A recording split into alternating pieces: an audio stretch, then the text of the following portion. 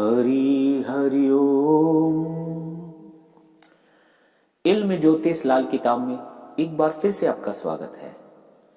पंडित जी की कलम सन 1952 और सन 1941 से यहां हम चर्चा करते हैं। आज हम चर्चा करेंगे केतु खाना नंबर 10 पर। दोस्तों, विस्तार से देखने के लिए वीडियो पूरा देखें और समझें, तभी आप उपाय कर सकते हैं। यदि आप लाल किताब को समझना चाहते हैं तो आप हमारे वीडियो को देखते रहें और अन्य वीडियो भी देखें। किस प्रकार उपाय किए जाते हैं, किस प्रकार ग्रह का अपना नेचर होता है, उन नेचर को समझ करके हम उपाय करते हैं।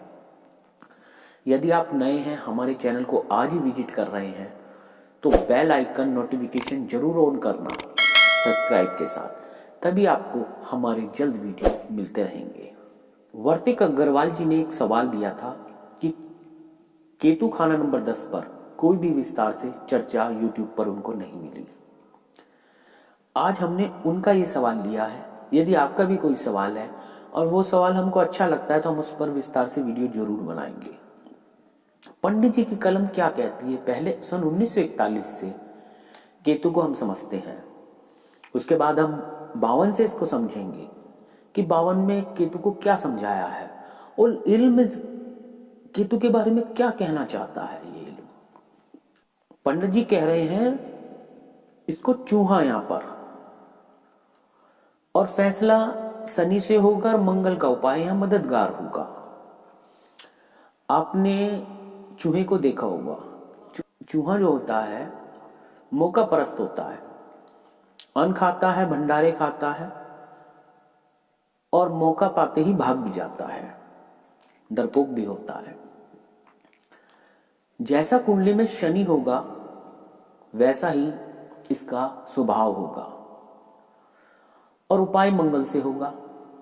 इस पर विस्तार से हम आगे चर्चा करेंगे कि मंगल से उपाय क्यों होगा, शनि से फैसला क्यों होगा। पहले 41 में पोएट्री में पंडित जी ने क्या कहा है इसको हम समझ लेते हैं। केतु घर 10वें है सक्की, कुत्ता लड़का मंदे। 10वां घर सक्की स्वभाव का है। इल्म ज्योतिष लाल किताब की दृष्टि से खाना नंबर 10 होता है वो शक्की स्वभाव का होता है।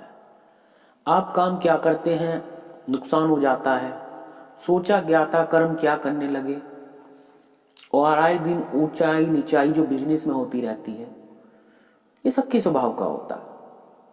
आप खुद फैसला नहीं कर सकते आपको फलानी चीज में प्रॉफिट होगा या नहीं होगा। आपकी किस्मत में क्या है इसका फैसला शनि कर रहे हैं यहां, इसलिए शक्की स्वभाव का है। जैसा कुंडली में शनि होता है वैसा ही खाने नंबर 10 का रिजल्ट आपके जीवन में आता है। मंगल ख्वाब घर 10वें बैठे फिर भी दोनों मंदे हैं, क्योंकि मंगल अगर जो उसके साथ बैठ जाए केतु के यहां पर, मंगल और केतु का जो आपसी संबंध है वो मंगल बद का है। अकेला मंगल बैठा है तो अच्छा माना जाएगा, और मंगल के घर में जब केतु आ गया है तो केतु मंदा हो जाएगा, क्योंकि मंगल केतु को मारेगा। यहां शनि अगर घर अच्छे होवे, कुंडली में अगर जो शनि अच्छे घर में बैठ गया है, उसको अच्छे घर मिल गए हैं, तो मिट्टी सोना होती है। यानी कि जो इंसान फिर मिट्टी में भी हाथ डालता है, जिस भी काम में हाथ डालता है वहां सोना उगलने लगता है। बुरी जगह जब नाग जा बैठा सोना मिट्टी होता है। शनि कुंडली में मंदे घरों में बैठ गया और केतु 10 में बैठा है, तो सोने के काम पैसा लगा करके भी बिजनेस करोगे तो ग्राफ नीचे आने लगेगा। तो यहां पर पंडित जी ने कहा है सन 1941 में केतु घर 10वें सक्की, कुत्ता लड़का मंदे। मंगल ख्वाब घर 10वें होवे फिर भी दोनों मंदे। शनि अगर अच्छे होवे मिट्टी सोना होवे, बुरी जगह नाग जा बैठा सोना मिट्टी होवे। मंगल की मदद चाहिए और दया चंद्र की चाहिए, तो खाना नंबर 10 अच्छा हो सकता है। अब खाना नंबर 10 को हम समझते हैं। कर्म स्थान जो खाना नंबर 10 है वो आपकी किस्मत से चलता है, और किस्मत रेखा जो हथेली में होती है, उधर रेखा जो बीच की लाइन होती है वो शनि की होती है। जब तक शनि फैसला नहीं करेगा तो कर्मों में फायदा नहीं लिया जा सकता। और जब कर्म करेंगे तो बल की भी आवश्यकता है, शनि को ताकत की भी आवश्यकता है। शनि जो देखने की ताकत जो शनि के पास से आ रही है वो मंगल के कारण आएगी, जो खाना नंबर 10 में उच्च का हो जाता है। और केतु यहां पर जब बैठ गया है, वो केतु की जड़ बोली गई है। हालांकि जड़ कैसी है, 10वां घर कैसा है, ये केतु को कुंडली में तो बताता है, मगर केतु जब खुद वहां बैठ गया तो वो शक की हालात का है, क्योंकि मंगल के घर में, उच्च के घर में आकर के इन दोनों का झगड़ा होता है। मगर कर्म जो है करना, नेकी का कर्म करना और चाल से करना, वो केतु का कारण है। पंडित जी ने सन 1952 में बोला है, अपने रास्ते पर चलने वाला मौका परस्त मुसाफिर, यानी कि चूहा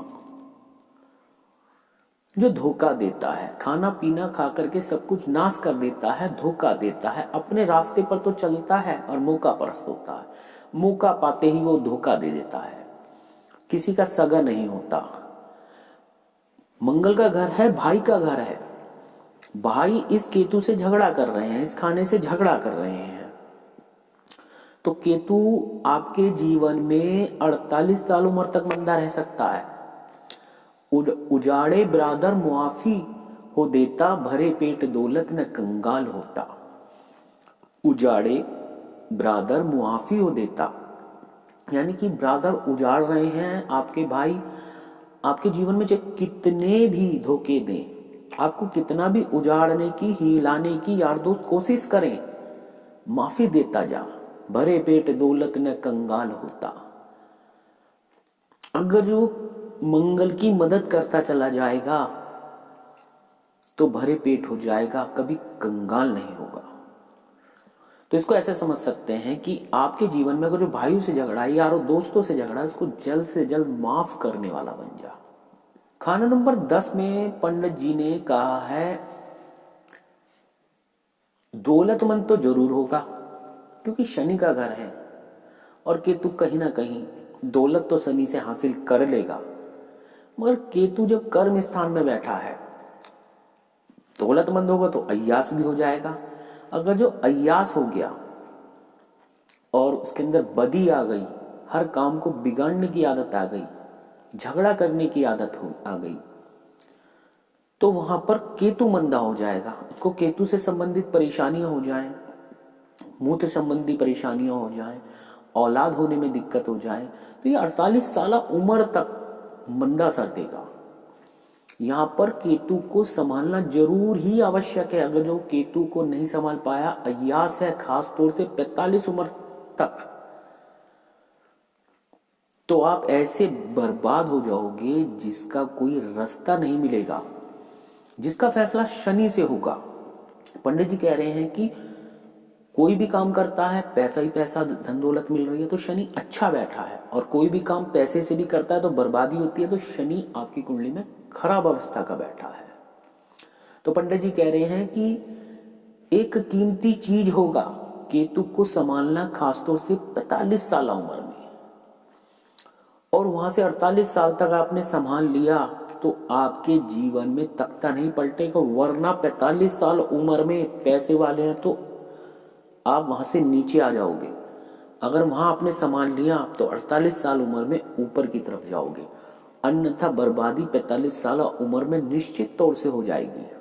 अगर औलाद से परेशान है तो आपको हम देखना है कि आपका शनि कहां बैठा है। शनि से फैसला होगा, शनि धोखा दे रहा है खाना नंबर 2 को, शनि की ताकत से फैसला होगा। इंसाफ का जो तराजू है वो शनि है।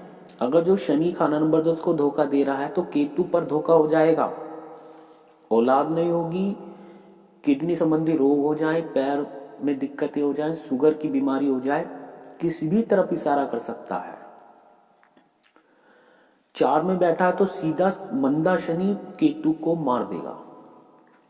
इस हालात में चाल चलन को अच्छा रखें, कानों में नंतियां पहने और कंबल का दान करते रहें, और किसी अच्छे ज्योतिष से सलाह लेकर के चंद्र के उपाय करें और मंगल के उपाय करें। चंद्र और मंगल के उपाय अगर जो आप करते हैं तो यहां पर आपको तुरंत मदद मिलेगी।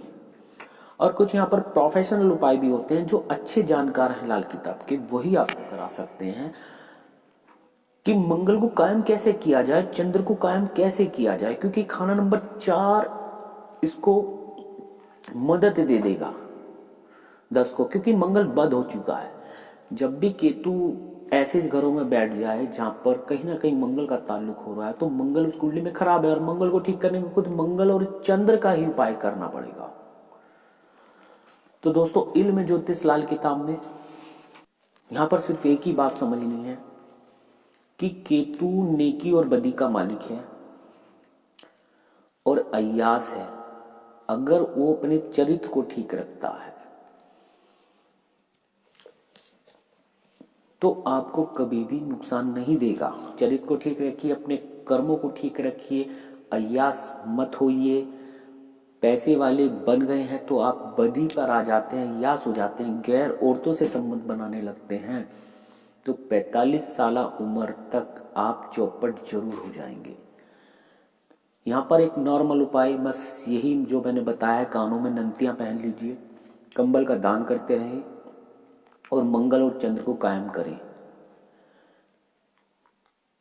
बगैर कुंडली को एनालिसिस किए बगैर आप उपाय ना करें। ग्रह को समझना है तो विस्तार पूर्वक वीडियो देखते रहें और इल्म ज्योतिष लाल किताब 1952 को खुद पढ़ें और समझें।